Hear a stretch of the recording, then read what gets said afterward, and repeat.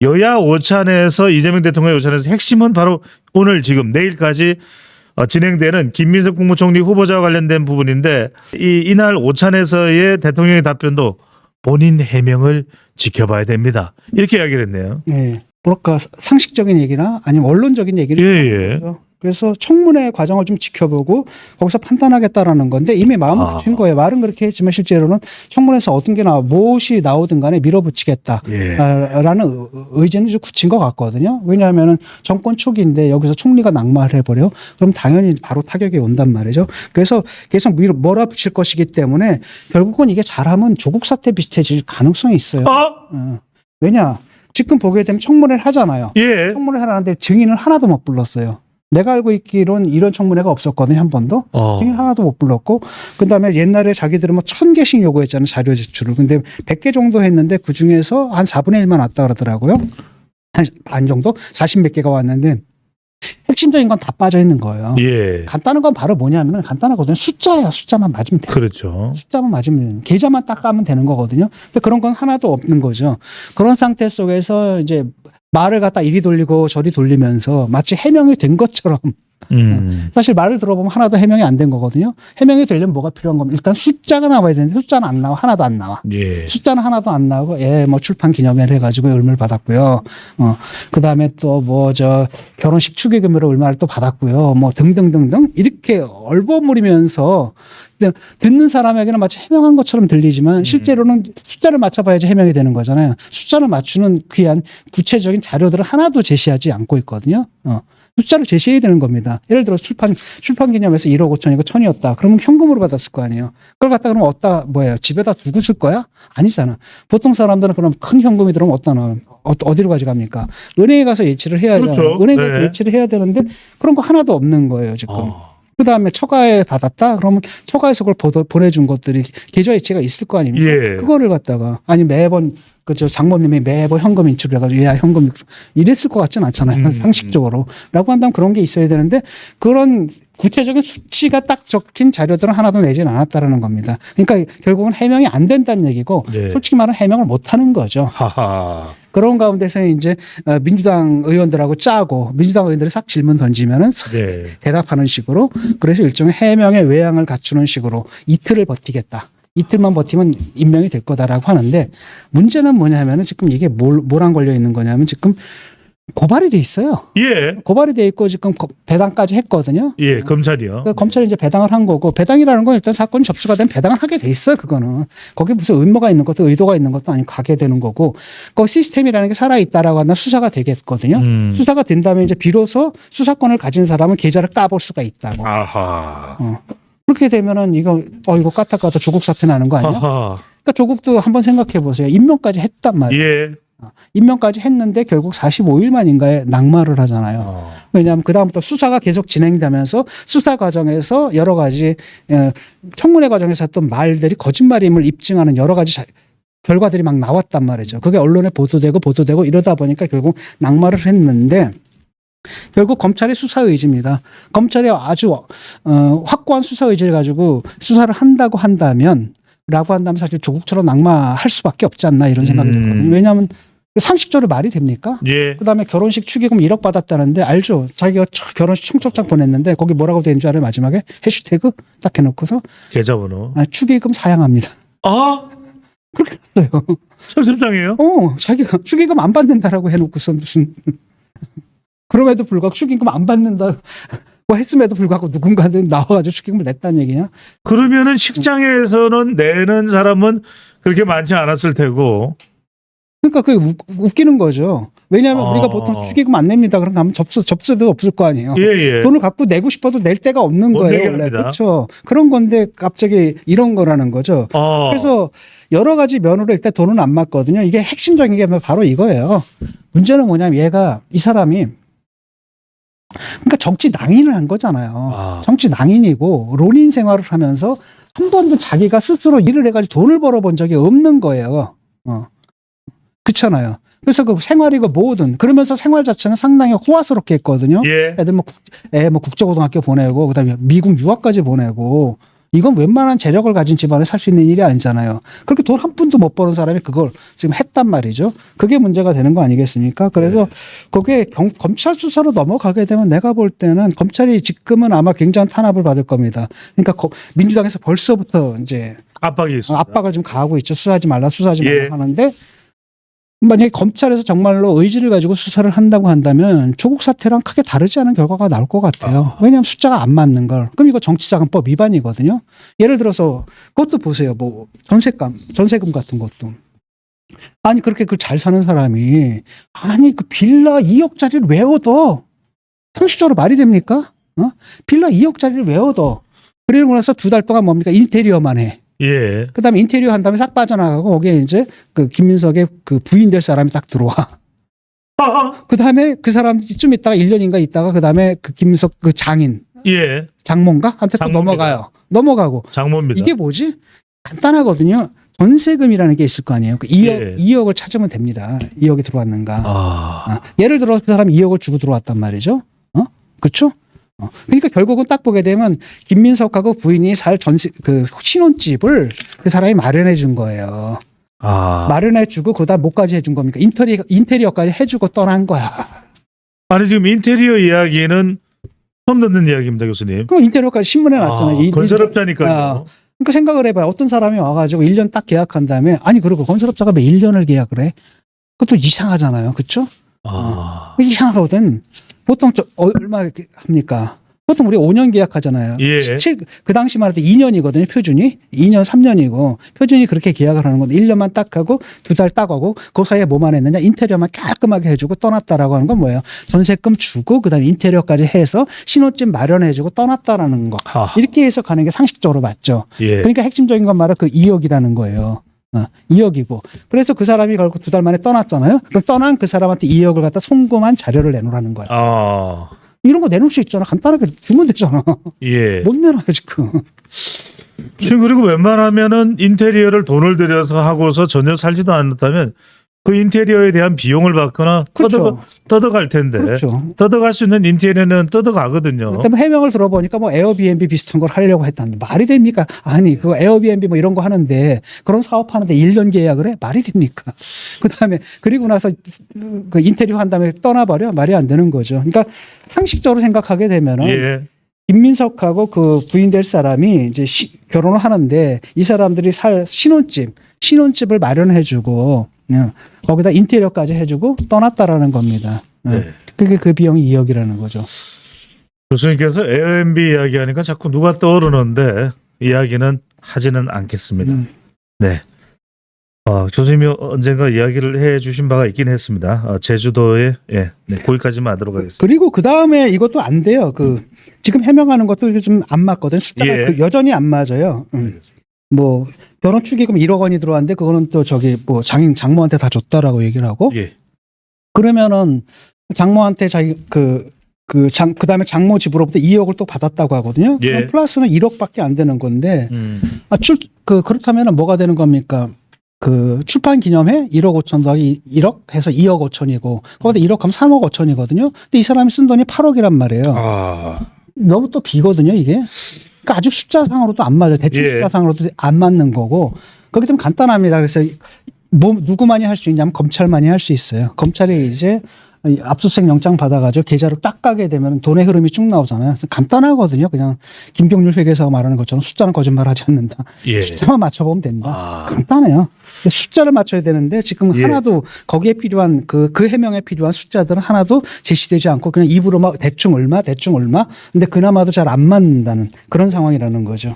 그 인사청문회 오늘 나왔던 이야기인데 이 김민석 후보자가 또 미국에서 이 강모 씨 지금 가장 밀접한 관련이 있는 인물이 이 강모 씨입니다. 이름까지 다 밝혀지긴 했습니다만 이 강모 씨로부터 생활비를 받았다 이런 질문에 대해서 그거는 어디에 투자를 같이 했는데 그 투자금을 강모 씨가 나한테 반환을 해주기로 돼 있어서 그 돈을 받은 것이다라고 얘기를 해서 그래서 이제 국민의힘의 말이 되는 게 그러면 그 투자금은 어디서 났는데? 그러니까요. 김희정 의원이 그러면 관련된 걸 좀 자료로 제출하라니까 그 제출하기는 어려울 것 같다라고 답변을 하게 됐습니다. 자, 또 하나가 교수님 또 진용우 교수님은 이만갑 이제만으로 갑니다에 또 출연하시기 때문에 상당히 많은 또 북한 관련된 정보도 지식도 가지고 계신데 이것도 좀 문제가 되고 있습니다. 김민석 국무총리 후보자의 논문에 탈북민을 비하했다. 그러니까 북한을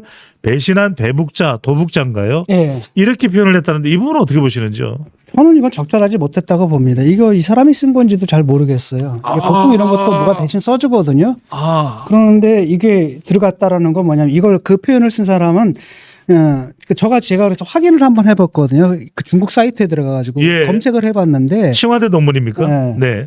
중국에서 일반적으로 쓰는 거 아니에요. 중국에서 일반적으로 쓰는 건 탈북자입니다. 탈북민 탈북자를 중국에서 일반적으로 쓰거든요. 그러니까 굉장히 이색적인 이례적이네요. 표현이잖아요. 이례적이네요. 근데 여기에는 뭐가 들었냐면 반란을 일으킨 자, 그다음에 도주한 자라는 예. 굉장히 부정적인 이미지가 좀 들어가 있는 거거든요. 그러니까 탈북민에 대한 굉장히 부정적인 이미지가 섞인 그러니까 표현인 건 분명해 보여요. 예. 그리고 이걸 썼다라는 것은 탈북민에 대한 어떤 이념적 편견이 분명히 있는 거죠. 이 부분은 제대로 짚은 것 같아요. 그래서 아마 이 부분은 해명을 좀 해야 될 겁니다. 아니 탈북자라는 멀쩡한 표현이 있고 예. 한국에서도 쓰고 있고 공식적으로 쓰고 있는 표현이고 근데 중국의 매체들도 대부분 다 탈북자로 쓰고 있거든요. 예. 그랬는데 왜 도북 뭐 반도자 이렇게 썼는지 저는 그게 좀 이해가 잘 안 되고 거기에는 약간 NL 편향들 있지 않습니까? 그게 좀 남아있지 않는가 싶어요. 옛날에 조사파를 말씀하시는 임수경 같은 경우에도 그 탈북자를 향해서 이 배신자들아 뭐 이렇게 얘기를 했다가 큰 문제가 되지 않았습니까? 예. 공화국을 배신한 자들이다.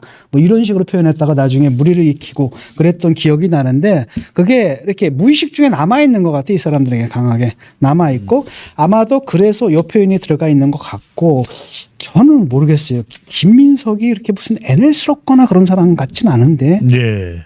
그래서 아마도 요게 내가 볼 때 뭐 딴 놈이 써줬거나 뭐 그랬을 수도 있어요.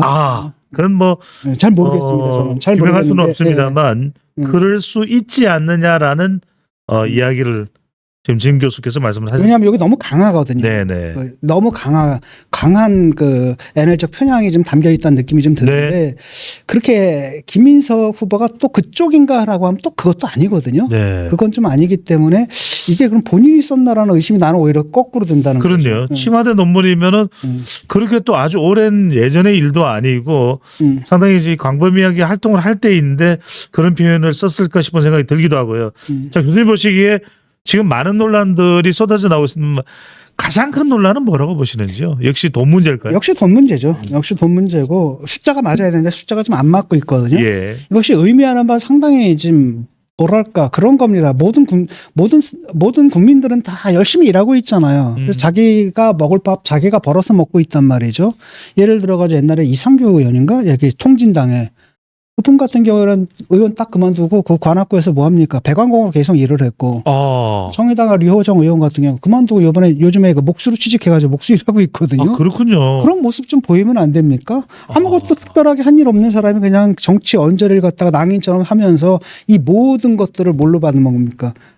어디선가 전혀 일하지 않는데도 어디선가 계속 먹고 살 돈은 들어오고 그 다음에 그 먹고 사는 것도 그냥 간신히 먹고 사는 게 아니잖아요. 상당히 호화스러웠거든요. 미국 예. 가고 유학 가고 뭐 블라블라블라 이렇게 살았다라는 게 도대체 이 사람은 뭔가 그러니까 일종의 사회의 기생에서 사는 사람인 거잖아요. 이런 사람이 총리가 된다? 모든 국민들은 그렇게 안 살거든요. 정말 어렵게 힘들게 살고 있는데 그런 사람이 총리가 된다? 그 다음에 또 생각해보세요. 이 사람한테 그 모든 정치 자금을 제공한 그 사람들 같은 경우에는 예. 뭐 자선 사업하는 거 아니잖아요. 항상 뭐가 있는 겁니까? 돈을 줬으면 받는 게 있어야 되는 반대급부가 있다. 그런데 그 사람들이 기대했던 바가 뭐예요? 이 사람이 나중에 정치적으로 큰 인물이 돼가지고 자기들한테 반대급부를 줄 거를 기대하고 지금 미리 투자 개념으로 깔아놓는 돈 아니겠습니까? 그러면 공무를 담당하기에 적합한 사람이 아닌 거잖아요. 네. 이건 상식적인 건데 그럼에도 불구하고 계속 이제 몰아붙이겠죠. 그게 안타깝습니다. 네.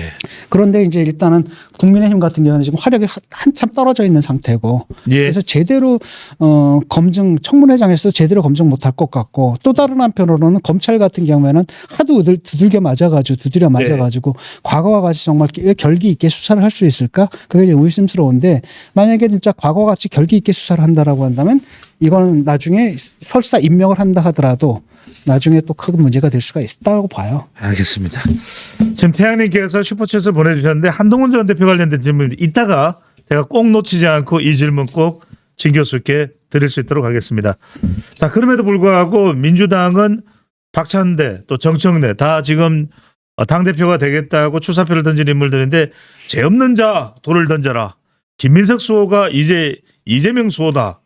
이렇게 사실 여당도 자당의 국무총리 후보자를 뭐 검증을 하는 건 쉬운 일은 아닙니다만 이렇게까지 이 결사옹인을 할 일인지는 모르겠습니다만 방금 전에 교수님 말씀하셨던 대로 이렇게 이 최대한 방어하는 이유 뭐 이재명 대통령 국정 운영에 대해서 부담이 안 된다는 어떤 충성적 태도로 봐야 될까요? 그렇죠. 그렇게 보는 거고 둘이서 지금 대표 선거에 나왔잖아요. 그래서 서로 지금 싸우고 있는 겁니다. 충성 경쟁을 좀 하는 거죠. 충성 경쟁을 하는 거고 뭐 볼 때는 정청래 같은 경우는 저 강성 지지층에서 아마도 민주당의 강성 지지층에서 호응이 좀 더 많은 것 같고 예. 의원들 사이에서는 이제 박찬대 쪽을 더 원하는 것 같고 왜냐하면 정청래가 딱 들어오게 되면은 지금 분위기 좀 좋잖아요. 약간 허니문 분위기도 있고 네. 그다음에 대통령 이재명 대통령 자신도 사실 그 야당과의 이렇게 그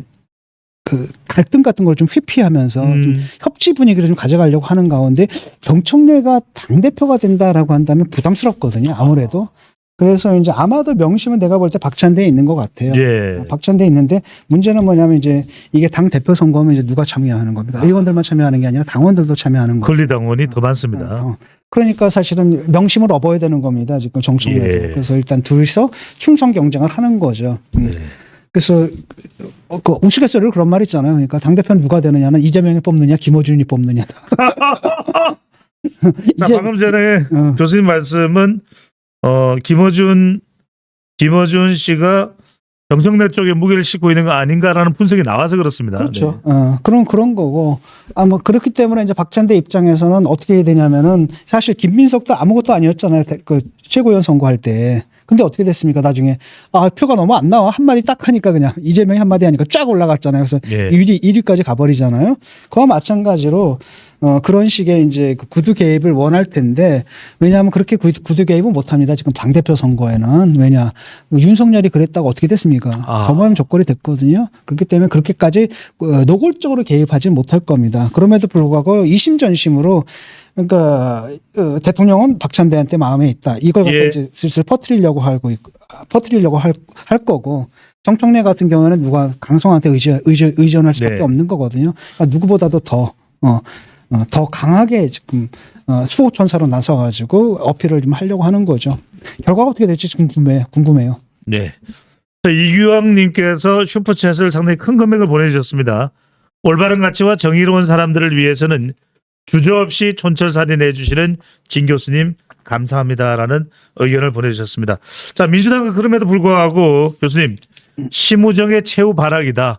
지금 검찰이 죽지 않기 위해서 김민석 국무총리 후보자를 표적으로 수사까지 배당한 거 아니냐 이렇게 이야기를 하네요. 또 이제 검찰 수사를 좀 방해하겠죠. 근데 그 수사 배당하는 거 이런 건 기계적 절차로 알고 있거든요. 그냥 사건이 접수되면 그냥 배당하는 거예요. 그다음 배당한 다음에 그 사람들이 이거 계속 수사할지 말지를 거기서 결정하는 거거든요. 근데 미리 그 지레짐작으로 벌써부터 지금 그 딴죽을 좀 걸고 있는 거죠. 그래서 예. 뭐 심우정의 최후 발악을 한다는 등 그래서 검찰에 대한 압박을 가함으로써 이 수사하지 말고 덮으란 얘기야. 계속 덮으라. 그게 압박을 좀 하는 거죠. 그 메시지다. 그러니까 이제는 이제 검찰이 이거 수사하기 굉장히 힘들어진 거예요. 하도 이제 얻어맞아가지고. 예. 이러다 보면 이제 민주당 정치인들이 저지른 모든 범죄들은 다 묻히는 거죠. 묻히는 겁니다. 교수님, 이 김인석 국무총리 후보자가 얼핏 조국 전 장관의 모습을 닮아있다는 말씀을 주셨는데 정작 그러면은 임명을 인준을 강행하게 되면 그 이후 상황은 어떻게 될까요? 여론에.